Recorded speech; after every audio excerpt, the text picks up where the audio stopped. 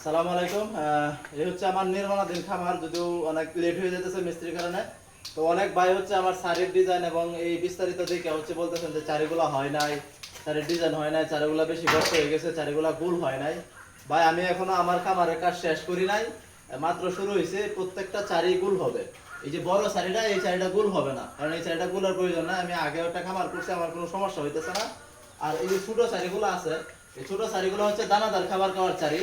তো এই যে বড় একটা সারি আছে, এই যে এখানে বড়, এর বড়র পরে হচ্ছে ছোট একটা সারি, এবং এই পাশে ছোট একটা সারি। তো এখানে টোটাল 8 ফিট জায়গা আছে। 8 ফিট জায়গার মধ্যে 4 ফিট হচ্ছে এই পাশের গরুর জন্য, আর 4 ফিট হচ্ছে এই পাশের গরুর জন্য। তো এই পাশের গরু হচ্ছে এই পাত্রে দানাদার খাবে, এখানে ঘাস খাবে অর্ধেকের মধ্যে। আর এই পাশের গরু হচ্ছে এই পাত্রে দানাদার খাবে, পানি খাবে, এই অর্ধেকের মধ্যে ঘাস খাবে। তো এইভাবে আমি তৈরি করছি। তো এই যে জায়গাটা, এটা হচ্ছে নিচে রাউন্ড হয়ে যাবে। নিচে জায়গাটা আছে, তলাটা রাউন্ড হবে। এটা গোল হবে না, এটার দরকার নাই আমার, কারণ আমি করছি, আমার কোনো অসুবিধা হইতেছে না, পরিষ্কার করতে কোনো সমস্যা হয় না। কিন্তু এই যে চারিটা আছে আমার, এই চারিটা হচ্ছে উপরে উঠবে। এই তলাটা অনেকটা উপরে উঠে যাবে, মিনিমাম 2 ফিট উপরে উঠবে। এখান থেকে মাত্র 7 ইঞ্চির মতো গভীর থাকবে। আর এই চারিটা হচ্ছে গোল হয়ে যাবে, এই কর্নার গুলোতে ইট পড়বে, ইট করে গোল হয়ে যাবে। এটা হলো আমার কাজ শেষ হয় না, শেষ হলে দেখতে পারবেন। যারা বলতেছেন ভালোর জন্যই বলতেছেন আমার, কিন্তু আমি আপনাদের ধারণা দেওয়ার জন্য ভিডিওটা করছি। আমার অনেক ভাই হচ্ছে জানতে চাইছেন যে আমার খামারটা আসলে কত ফিট লম্বা বা কি আসে বিষয়। আমার খামারটা কিন্তু এইদিকে আরো 30 ফিট আছে, এই পাশে আরো 30 ফিট আছে। তো এই খামারটা হচ্ছে, এই যে ক্যামেরাম্যান যেখান থেকে আমার ক্যামেরাটা ধরা হয়েছে, এখান থেকে আমার পিছন পর্যন্ত এই খামারটা লম্বা আছে হচ্ছে 70 ফিট, এবং এখান থেকে ওই পাশে আছে হচ্ছে 30 ফিট। তো টোটাল হচ্ছে আমার 100 ফিট লম্বা। আর খামারটা আমার পাশ হচ্ছে হলো 16 ফিট। আমি 16 ফিট পাশ রাখছি। তার কারণ হচ্ছে আমি ওই পাশে, ওইদিকে যা, আমি ওই পাশে রাস্তা রাখছি হচ্ছে 3 ফিট। কারণ ওই দিক দিয়ে অনেকগুলো গরু থাকবে, তো প্রায় 20-25টা গরু থাকবে, ওই দিক দিয়ে গাড়ি দিয়ে খাবার দিয়ে দেবো। তো গাড়ি চলাচলের জন্য আমি 3 ফিট রাস্তা রাখছি। আর 3 ফিট রাখছি হচ্ছে আপনার ড্রেন, সরি, 3 ফিট রাখছি হচ্ছে আপনার চারি। তো ওই পাশে 3 ফিট, আর 3 ফিট চারি রাখছি হচ্ছে এই যে ওয়াল দেখতেছেন, এই ওয়ালের এই পাশ থেকে এই ওয়ালের এই পাশ পর্যন্ত হচ্ছে 3 ফিট। তো এই 3 ফিটের মধ্যে হচ্ছে আপনার 5 ইঞ্চি একটা গাঁথনি করছে, এই পাশে 5 ইঞ্চি একটা গাঁথনি করছে, 10 ইঞ্চি গেছে গা। তো 10 ইঞ্চি যাওয়ার পরে হচ্ছে আরো 2 ইঞ্চি যাবে হচ্ছে প্লাস্টার। ভিতরে থাকবে সবকিছু কি ভিতরে যতটুকু থাকে আর কি, এখনো মাপ দেয় নাই।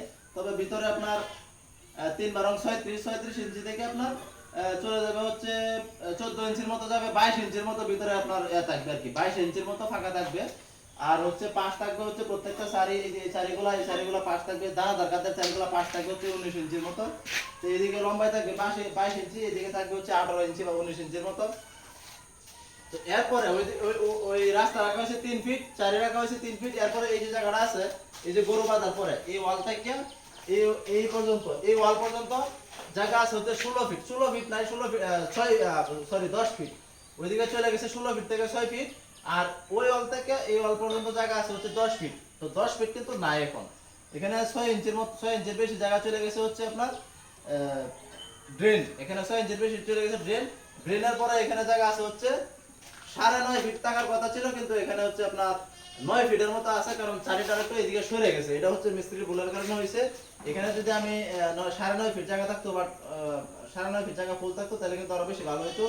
আমার ছেলে হচ্ছে আমার ভিডিওর মধ্যে চলাফেরা করতেছে, কিছু মনে করবেন না, হ্যাঁ আমার ছাড়া কিছু বোঝে না, অল টাইম আমার সাথেই থাকে। তো এই হচ্ছে আমার চারির মাপ।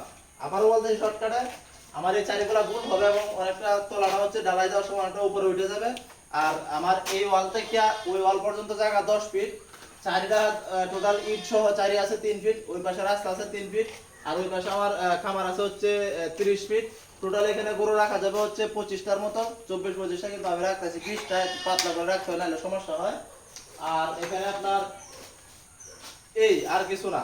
আর এখানে আমি আবারও বলতেছি, আমি প্রত্যেকটা গরুর আপনার জায়গা ভাগাভাগি করছি হচ্ছে 2টা গরুর জন্য 8 ফিট জায়গা নিছি।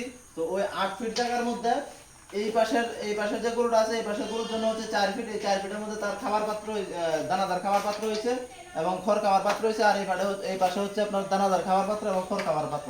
তো 2টা গরুর খড় খাবার পাত্র আমার এক জায়গায় হয়ে গেছে। 2টা গরু এক জায়গায় খড় খাবে, এবং দানাদারের পাত্রগুলো আলাদা আলাদা হয়েছে, এই পাশেটা এখানে হয়েছে, এই পাশেটা এখানে হয়েছে।